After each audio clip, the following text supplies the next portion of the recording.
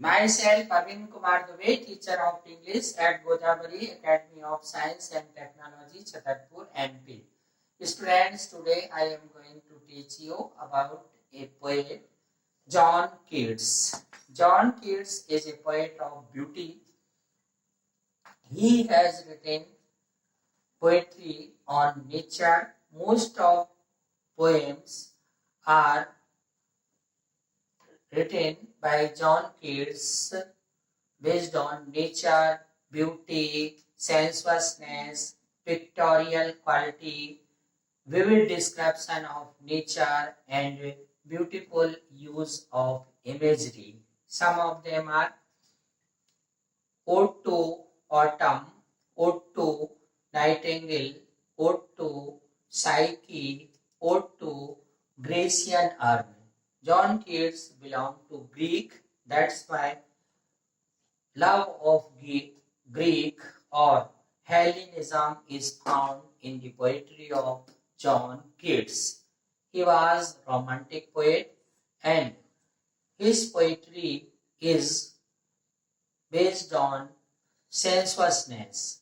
His poetry appeals to our five senses. And beauty is a thing of joy forever.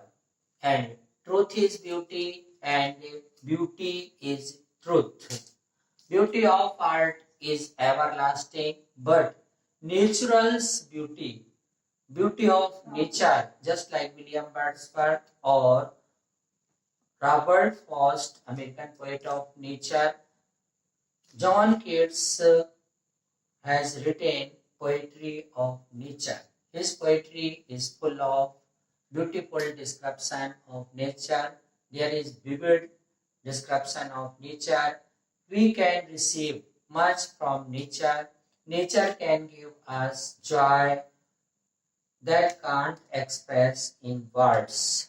And see in your course, class 12, there is poem in Flamingo book, and its title is A Thing of Beauty. यानी जो हमारा nature है, जो हमारी प्रकृति है, एक ऐसी चीज है जो इतनी खूबसूरत है कि हमें हमेशा खुशी देती है। प्रकृति हमें हमेशा खुशी देती है। नदी है, पहाड़ है, पर्वत है, झरने हैं, ब्यूटीफुल बर्ड्स हैं, सिंगिंग बर्ड्स हैं, स्ट्रीम्स है, झरने हैं, ये सभी प्रकृति के ऑब्जेक्ट है। जैसे कि विलियम वर्ड्सवर्थ ने कहा, nature never did betray the heart that loved her. प्रकृति कभी किसी को निराश नहीं करती जिस व्यक्ति ने प्रकृति से प्रेम किया। जॉन कीट्स का भी यही एटीट्यूड है और इन्होंने कहा कि हम प्रकृति में बहुत कुछ अच्छा महसूस कर सकते हैं।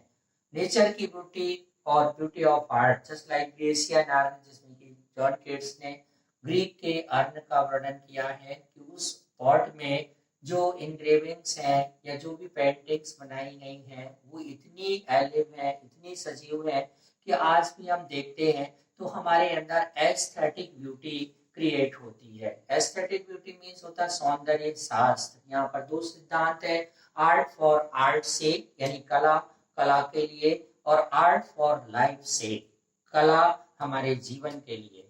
यानी ऐसी आर्ट, ऐसी कला जो हमारे जिंदगी को सुंदर बना दे, जिंदगी को ब्यूटीफुल बना दे, वो कला जॉन कीट्स की पोएट्री में हमें देखने को मिलता है। और जॉन कीट्स की जो पोएम है या उनकी पोएट्री है वो हमें इतना खुश कर देती है। जो नेचर के करीब जाते हैं तो हमारी फाइव सेंसेस क्या हो जाती हैं, जागृत हो जाती हैं। जैसे मान लीजिए खजुराहो के मंदिर हैं, जो भी टूरिस्ट आते हैं खजुराहो के मंदिरों को देखते हैं, ब्यूटी ऑफ आर्ट को देखते हैं, चंदेला डायनेस्टी के 9वीं और 10वीं शताब्दी के मंदिर, तो उनकी सेंसेस क्या हो जाती है, क्रिएट हो जाती है और उनको लगता है कि हम मंदिरों की मूर्तियों को टच कर लें, हम उनकी मूर्तियों को आंखों से देखते रहें। इसी तरीके से जॉन कीट्स ने जो भी पोएम लिखी हैं वो ऐसे लगते हैं जैसे ग्रेप्स का वर्णन किया है और ऑटम सीजन को का पर्सोनिफिकेशन किया है as a figure of women.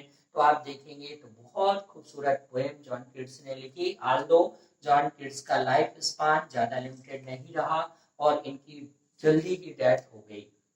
तो आ थिंग ऑफ ब्यूटी, जैसे कि हमने कहा कि beauty is a thing of Joy for ever. हमारी आंखों का आई अकोमोडेशन है कि जब भी हम कभी सुंदर वस्तुओं को देखते हैं तो ऑटोमेटिक हमारी आंखें उसी जगह चली जाती है, चाहे वो नेचर की सुंदरता हो या आर्ट की सुंदरता हो।